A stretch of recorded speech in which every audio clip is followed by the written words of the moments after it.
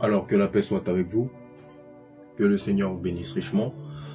Alors aujourd'hui, j'aimerais parler d'un sujet très important qui concerne beaucoup notre jeunesse.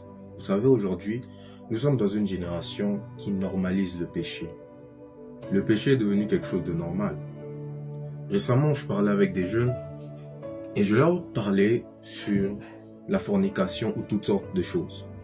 Alors, ils m'ont répondu, oui frère Raphaël, ce que tu dis est vrai, mais nous, on se plaît dans ça et on aime ça parce que on ne peut pas vivre sans ça. Oui, pourquoi? Ils ont exactement raison.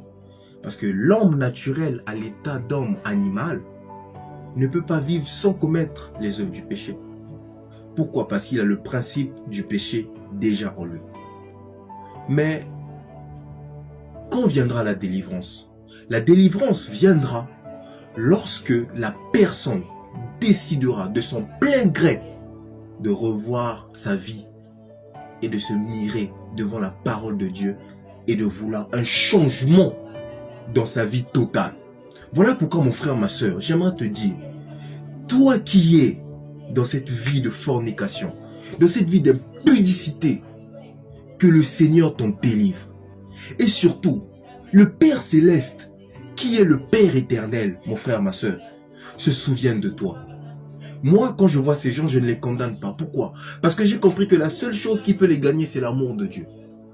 Voilà pourquoi, ce genre de personnes, nous devons intercéder pour eux. C'est vrai qu'on peut se plaindre, oui, la jeunesse ne va pas bien, oui, tout ne va pas bien, oui. Mais qu'est-ce que tu fais par rapport à ça? Est-ce que tu te tiens à la brèche comme un intercesseur pour intercéder pour ta génération, afin que Dieu fasse de toi un signe qui par plusieurs, quand on verra ce jeune homme, quand on verra cette jeune fille, on dira oui, je dois changer ma vie car Dieu est amour. Est-ce que tu es un témoignage pour tes proches? Est-ce que tu es un exemple pour tes proches?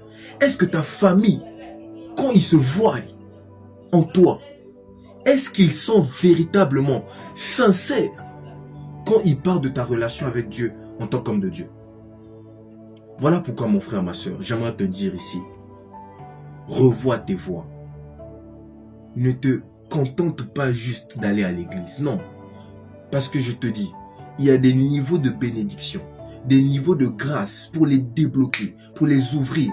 Il faut que les forces physiques et spirituelles que tu mènes soient tellement fortes afin que tu sois violent et valeureux devant Dieu. Et lorsque Dieu verra cela, alors il déclenchera et déchirera sur toi le ciel.